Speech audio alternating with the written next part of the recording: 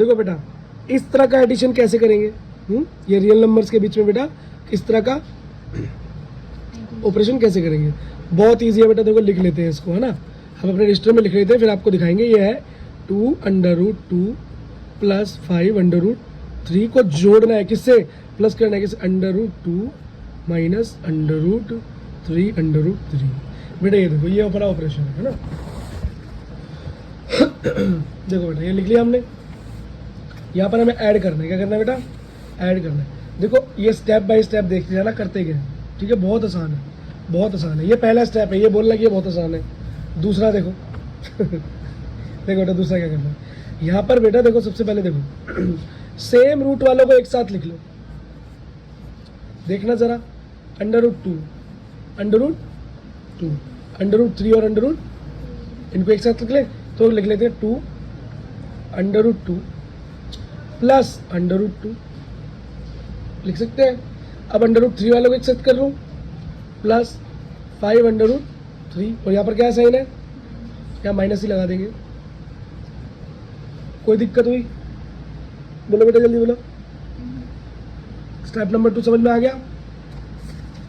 अब step number 3 देखो, देखो कितना मुश्किल है ना, बहुत ज़्यादा ही मुश्किल है, कुछ दिक्कत ना हो जाए तुम्हें। देखो बेटा अब यहाँ पर जो विदाउट रूट के नंबर है, अच्छा देखो अब बेटा जो विदाउट रूट वाले नंबर है उन्हें हम ऐड कर लेते हैं। यहाँ पर विदाउट रूट वाला नंबर कौन सा है, यहाँ पर कौन सा है, कुछ भी नहीं है। जब बेटा कुछ भी नहीं होता तो हम क्या ले लेते हैं, समझ में आया बेटा। ये 2 इससे मल्टीप्लाई हो रहा है ना, √2 से, यहाँ पर कुछ भी नहीं है तो क्या होगा, 1 तो होगा ही ना, ठीक है। क्योंकि जिसके साथ कोई नहीं होता उसका कौन होता है, भगवान होता है, और सब भगवान क्या है, सबका मालिक एक, देखा, समझ में आया नहीं आया। और √2 2 बार है, इसको एक बार लिख लो, क्या करो प्लस। अब यहाँ भी ऐसा करो, यहाँ पर देखो विदाउट √2 वाला नंबर पहला कौन सा है, 5, दूसरा कौन सा है, -3, और √3 को एक बार लिख लो।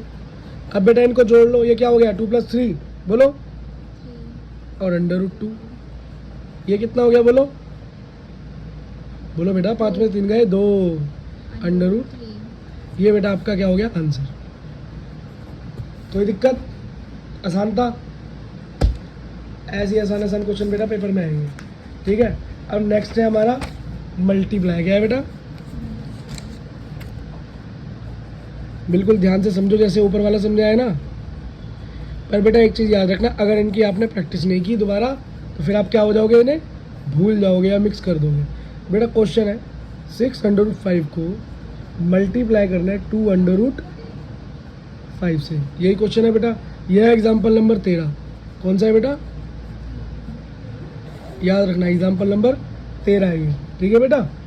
बस समझ में आ गई, ठीक है। अब बोलोगे भैया कैसे करना है, तो बेटा जो विदाउट √2 वाले नंबर है उनको एक साथ मल्टीप्लाई कर दो, और जो रूट वाले नंबर है उन्हें एक साथ मल्टीप्लाई कर दो। समझ में आ गया, ठीक है बेटा। 6 2 जा, और बेटा जब √2 से √2 मल्टीप्लाई होता है तो क्या होता है, बोलो, कुछ नहीं होता बेटा, दोनों के √2 कैंसिल हो जाते हैं और 5 एक ही बार लिखा जाता है। चाहे 5 हो, चाहे इसके साथ 0 या कुछ भी हो, तो 12 5 जा 60 बेटा आपका क्या आ गया, आंसर आ गया। बस बेटा यहाँ पर क्या चीज़ सीखनी थी हमें, ये चीज़ जो हमें पहले ही पता है, पर वैसे याद रखना कि बेटा मान लो √x है, कुछ भी नंबर है, x से मेरा मतलब है कोई भी नंबर हो सकता है उसके अंदर, तो बेटा r निकल कर खाली x आएगा। ये बात बेटा आपको पता होनी चाहिए, ठीक है। आई होप समझ में आया है। ये तो ईजी है, ऐड से भी ज़्यादा ईजी हो गया। आप करना है डिवाइड, क्या करना है बेटा,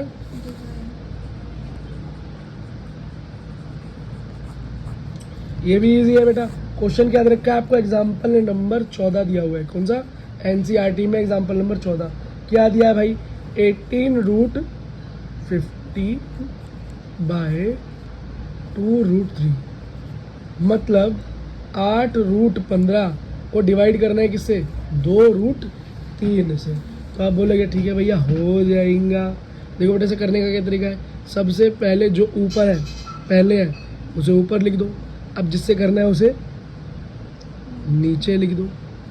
बात समझ में आ गई बेटा इतनी, बेटा अब जब ये कंडीशन बन गई, इस कंडीशन में हमें ये देखना है कि इसको कैसे काट सकते हैं, ऊपर नीचे कैसे हम कैंसिल कर सकते हैं। बेटा इतनी बात तो समझ आई कि 2 की टेबल में 8 आता है 4 टाइम्स, तो ऊपर 4 आ गया 8 की जगह, नीचे 1 आ गया।